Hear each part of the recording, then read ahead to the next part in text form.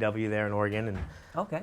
Fox in Pittsburgh, and Fox in Pittsburgh? Yeah. That's our hometown, me and Cheryl. wait a minute. Oh wait, don't say anything. Okay, because that's where I live now. What? And I was like, when she mentioned, okay, wait, are we rolling?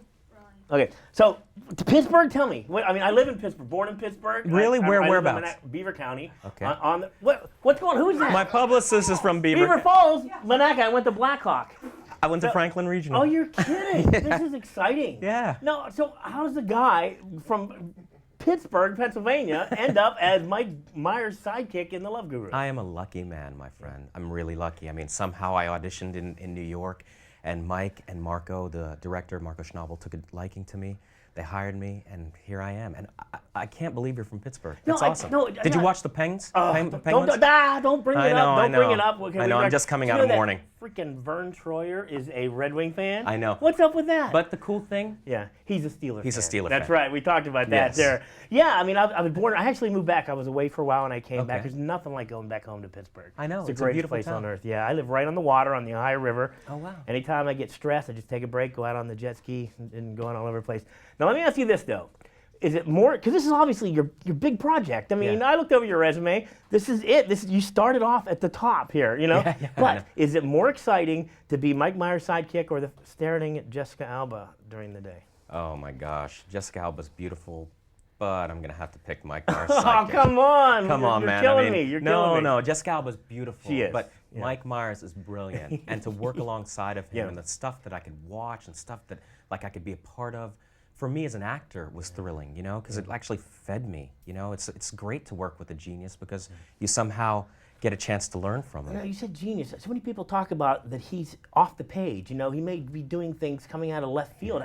How do you adjust to that? I mean, come on, you're just starting off in the business, you know? Well, you know, he likes to say, you're actors, if you're an actor and you're doing comedy, you have to say yes and. There was a moment where there's an ostrich scene where the ostrich comes and lays an egg. Right. And the ostrich thing malfunctioned. The egg didn't come out, but I'm standing behind him.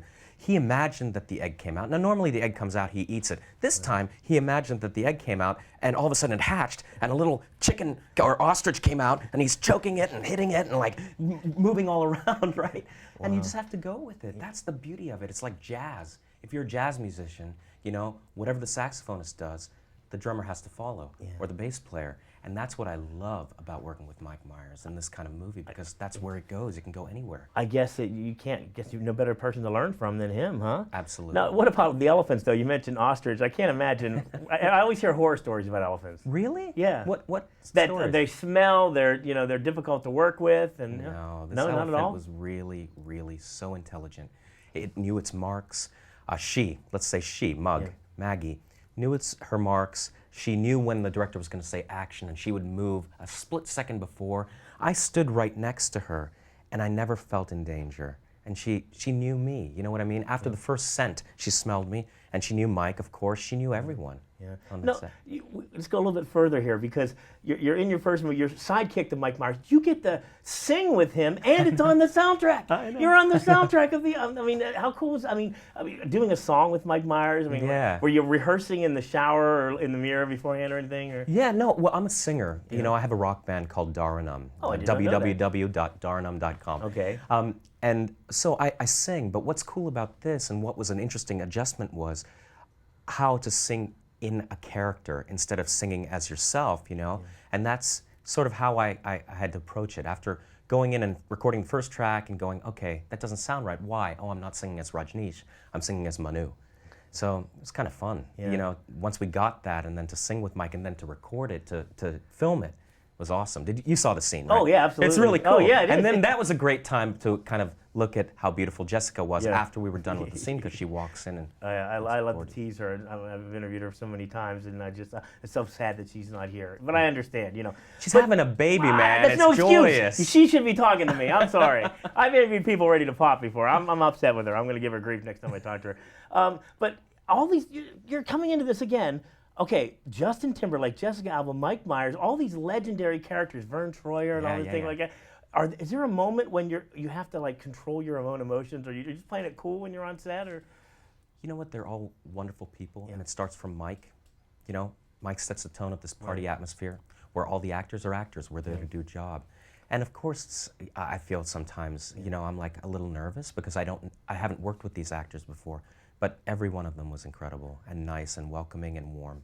Does anybody take you, I mean, under your wings? Because I'm not sure you know exactly how the movie business works. Yeah. I mean, where to go, where to stand. Is there anybody that helps you out with that? Well, Marco Schnabel, you know, he's a great director, and he was really like, with all the things going on, he was the one who could say, I could ask him anything, anytime. And he could stop and he would tell me, okay, hey man, you want to be there or be here? And Mike as well. I mean, Mike, with all the things that he's doing, he's so approachable, you know, and hey man, where do I need to stand? Oh, stand there. Okay. Yeah.